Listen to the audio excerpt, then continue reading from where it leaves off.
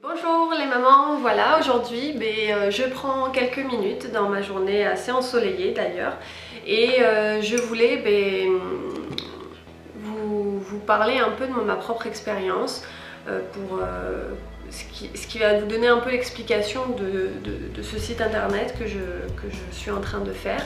Voilà, qui évolue tous les jours avec de nouveaux conseils.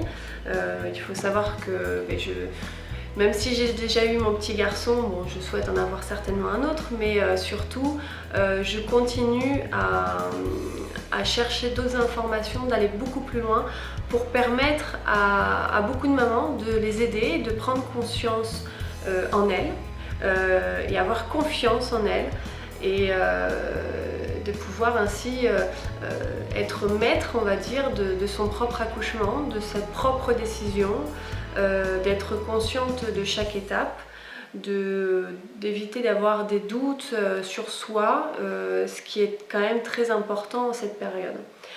Alors, pour expliquer un peu comment ça m'est venu cette envie-là de partager cette information, c'est que je suis partie en Amérique latine, en Équateur, voilà, comme je l'ai pu l'écrire dans mon site sur Qui suis-je. Je suis partie en Amérique latine en étant enceinte de 3 mois. Donc dans ma tête, c'était quand même très... Je me suis vraiment jamais posé vraiment la question. J'avais autour de moi une amie, 2 amies qui avaient fait l'expérience de l'accouchement naturel. Et j'avais ce regard assez critique, ce regard, je me permettais de juger, ce que je n'aurais certainement maintenant, vu mon expérience, jamais dû faire.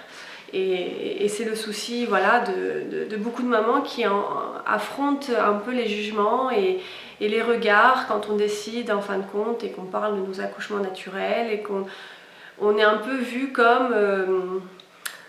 un peu des hippies. Alors moi je suis pas spécialement une hippie, voilà, je suis à la base designer graphique, donc c'est pas vraiment mon monde, c'est simplement que j'en ai pris conscience et que j'ai voulu apporter mon enfant au monde dans les meilleures conditions. Donc je suis partie en Équateur. On va essayer de la faire assez courte. Je suis partie en Équateur, j'arrive là-bas, donc pour moi c'était très simple, j'allais accoucher avec péridurale, si tout se passait bien. Donc j'avais 3 mois de grossesse, 3 ou 4 mois, et puis en arrivant, ça faisait une semaine que j'étais sur le territoire, et la belle famille de mon mari me pose la question, fatidique, me demande comment vas-tu accoucher, naturellement ou par césarienne? Alors là, je comprenais pas, je dis non, moi je vais accoucher sous péridurale. Et là, en face de moi, j'ai la tante de mon mari qui me dit mais la péridurale, mais nous on connaît pas péridurale. Non, ça me dit rien, ça n'existe pas ici. Et donc là, ça a été la douche froide. Donc j'ai... tout autour de moi s'est écroulé, le monde autour de moi s'est écroulé, j'ai eu un gros blanc, j'ai dit mais comment ça n'existe pas, ce n'est pas possible, c'est obligatoire, ça existe. Je me suis même pas posé la question en partant, pour moi ça coulait de source. Je connaissais déjà l'Équateur mais je m'étais jamais vraiment posé la question. Donc là mon mari essaye de me calmer, mais je dis mais non, mais moi j'accouche pas naturellement, mais c'est pas possible. Et mon mari me dit, bon, maintenant qu'on est là, t'inquiète pas, on va chercher, on va bien trouver quelqu'un, un obstétricien qui fera ça. Donc dans mes recherches, les mois qui suivaient, j'étais obligée de faire face à ça. Et j'ai commencé à faire ma recherche d'obstétricien qui pratiquait la péridurale. J'en ai trouvé un dans une clinique privée, pas très loin de là où on habitait. Et ce monsieur me dit oui, j'ai fait mes études en France, je pratique les péridurales, mais je vous cache pas que ça fait 10 ans que j'en ai pas fait. Donc là, j'ai réfléchi longuement et je me suis dit je vais pas mettre ma santé en danger entre les mains de quelqu'un qui n'a pas pratiqué la péridurale depuis longtemps, sachant que c'est un acte quand même important. Il peut y avoir des conséquences très graves. Donc c'est là que je suis, on va dire, passée de l'autre côté et que j'ai vraiment pris conscience des possibilités qui s'offraient à moi. Et j'ai dit, j'ai pas le choix, je suis une grande fille. Si des millions de femmes sur la planète font ça naturellement, j'en suis capable aussi. Donc voilà, mon début de recherche à travers internet, mes amis, les coups de téléphone, certaines mamans qui avaient déjà vécu ça, et à chercher des informations, voilà. Donc c'est pour ça que suite à cet accouchement, qui s'est d'ailleurs très bien passé, j'ai décidé, c'est une simple volonté de pouvoir reprendre toutes ces informations et de les mettre toutes sur un même site internet, les mettre à disposition à toutes les mamans qui souhaitent faire ce pas-là, de découvrir ceci et de chercher des informations. Voilà, j'essaie de réunir la plupart des informations pour qu'elles puissent trouver tout ce dont elles ont besoin pour faire les bons choix. La préparation, la grossesse, un accouchement naturel, conscient, l'allaitement, le portage, le bébé, l'écharpe, les conseils sur les vaccins, l'éducation, la santé, l'alimentation, voilà. Il va y avoir beaucoup d'informations sur ce site. Voilà ma propre expérience, on va dire, pourquoi j'ai eu ce déclic. Et puis j'ai eu vraiment en m'informant beaucoup, j'ai cette barrière que j'avais, cette idée fausse que j'avais de l'accouchement naturel est tombée en fait.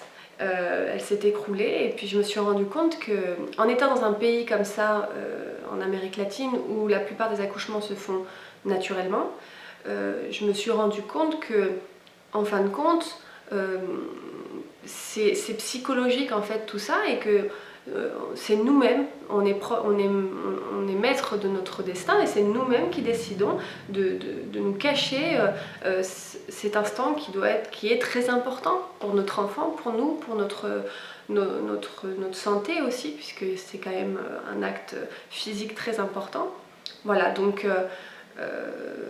pour résumer mon accouchement, pendant ma grossesse, sur le site, je donne des conseils qu'il faut continuer une activité physique. Moi, c'est ce que j'ai fait, sachant, faites attention bien sûr, si votre santé vous le permet, voilà, c'est de continuer votre vie quotidienne normalement. Voilà, on est enceinte, on n'est pas malade, et d'ailleurs, c'est un peu dommage que beaucoup de mamans aient peur des activités physiques quand on est enceinte. Il faut se préparer à l'accouchement. C'est important, ça nous permet de vivre cet accouchement de manière beaucoup plus facile. Le sport est important, donc pas une activité physique énorme, mais une marche quotidienne, un peu de yoga, tout ça, ça aide beaucoup lors de l'accouchement, parce que physiquement on peut tenir, voilà, on est prête, on est préparé, et psychologiquement ça nous aide aussi à faire ce travail d'accepter cet accouchement naturel, que c'est un état, on est bien, on est là pour mettre au monde notre enfant, ce dont on veut, donc c'est très important, voilà, maintenir cette activité. Et au cours de de toutes ces années, j'ai rencontré beaucoup de mamans qui ont eu des accouchements très rapides, très simples, sans douleur, sans complications. Et comme par hasard, toutes ces mamans-là sont des femmes très actives, très physiques, qui font de la marche tous les jours. Voilà, je veux dire, il n'y a pas de secret. Et ce constat, malheureusement, j'ai beaucoup aussi d'amis de mamans qui ont beaucoup de complications lors de leur accouchement, et malheureusement ont été souvent, on va dire, allongées, très peu d'activité, faisaient très attention. Donc peut-être que leur santé, en effet, ne leur permettait pas de faire cette activité, mais c'est pour cela qu'en constatant ça, c'est important de le prendre en compte. Voilà. Donc mon accouchement, j'ai perdu les os à 10h le matin. La veille, j'avais travaillé, j'avais un restaurant, donc je servais, je cuisinais, il faisait 30 degrés, donc je travaillais tous les soirs, je portais, etc. Marchais beaucoup. Et donc le lendemain matin, 10h, je perds les os, je prends une douche tranquillement, je vais arriver à la clinique à midi, au moment où les contractions commencent à arriver. Et là, le docteur me dit, écoutez, vous êtes à 3, donc vous avez toute l'après-midi, relaxez-vous, un premier accouchement, ça est au minimum 8 heures. Voilà. Donc vous avez jusqu'à au moins 7 heures ce soir, tranquille à attendre. Donc là, bon bah on se dit j'en ai pour quand même 7 heures à être patiente, parce que c'est pas non plus toujours agréable, hein, on va pas se le cacher, mais voilà, quand on a fait ce travail et qu'on l'a accepté psychologiquement, les douleurs ne sont pas vécues de la même façon. Donc bon bah je prends mon mal en patience, je marche beaucoup dans la salle, dans les couloirs, et on me fait marcher. Avec les contractions, je marche pour essayer de continuer à faire descendre le bébé et aider au travail. Et puis au bout de, ça faisait midi, donc à 1h30, 2h, 2 heures après, je dis à la sage-femme, je dis excusez-moi, là, il faut appeler le médecin, je vais accoucher. J'étais dans le lit, elle me dit non, c'est pas possible. Je dis si, j'ai vraiment envie de pousser. Donc là, je vais accoucher, appelez-le. Elle appelle l'obstétricien, il lui dit bon, bah, je vais voir au cas où, mais j'y crois pas. Il arrive, il regarde, il me fait oui, ça y est, vous êtes à 9, on y va. Donc là, la sage-femme me lève du lit, l'obstétricien part en urgence chercher, donc se changer, se préparer, les autres médecins, etc. Et puis bah, moi, madame, allez, on se lève, on va à la salle d'accouchement, donc on m'emmène à la salle d'accouchement en marchant. Donc là, j'ai dit mais je peux pas marcher là. Ah bah si, vous marchez madame, on y va. Donc on me fait marcher jusqu'à la salle d'accouchement. Donc cette étape-là, cette marche-là, je l'ai un peu sentie quand même. C'était une de mes marches les plus difficiles parce que les contractions étaient présentes. Voilà, ça s'arrêtait plus quoi. Et je sentais vraiment que ça poussait, et que la tête du bébé était là, présente entre mes jambes. Donc j'arrive jusqu'à la salle d'accouchement, je m'allonge et là je dis à la sage-femme, je commence à pousser mais le médecin n'était pas encore arrivé. Je dis là, j'ai envie de pousser, j'ai les contractions, elle me dit allez-y, poussez, c'est pas grave, poussez. Donc je commence mon travail. Donc et voilà, on va dire que ça a duré 20 minutes, et 20 minutes, mon merveilleux petit garçon est arrivé au monde, et voilà, j'ai accueilli mon fils. Donc vraiment, voilà, ça c'était un peu mon expérience pour vous montrer un peu comment ça s'est passé, et puis pour appuyer un peu les conseils que je vous donne. Et puis après, pourquoi cette démarche-là? C'est important de savoir que en faisant ça, moi qui étais quelqu'un quand même qui jugeait, qui avait un regard très critique sur l'accouchement naturel, on va dire même négatif, hein. Pour moi c'était une barbarie d'accoucher naturellement, les cris, l'angoisse, la douleur, mais c'était un cliché que j'ai en moi et que beaucoup ont malheureusement. C'est comme ça, on peut pas... Voilà, c'est installé comme ça pour le moment, on a ce cliché. Alors ça commence à évoluer un peu, il y a un mouvement en ce moment, beaucoup de femmes essayent de montrer le côté merveilleux des accouchements naturels. Et donc c'est pour moi, voilà, j'étais quand même quelqu'un très, très fermé là-dessus, mais le destin m'a fait autrement. J'ai été au pied du mur et j'ai dû changer. Voilà, à porter un autre regard, on m'a forcé à porter un autre regard sur ça. Et je pense que c'est important que j'essaye de le transmettre, parce que j'aimerais que beaucoup de mamans puissent avoir cette merveilleuse expérience et que ça se passe aussi bien pour elles, parce que c'est merveilleux. Voilà, c'est merveilleux de pouvoir faire un accouchement, accoucher de façon consciente, être heureuse, épanouie pendant ce moment-là.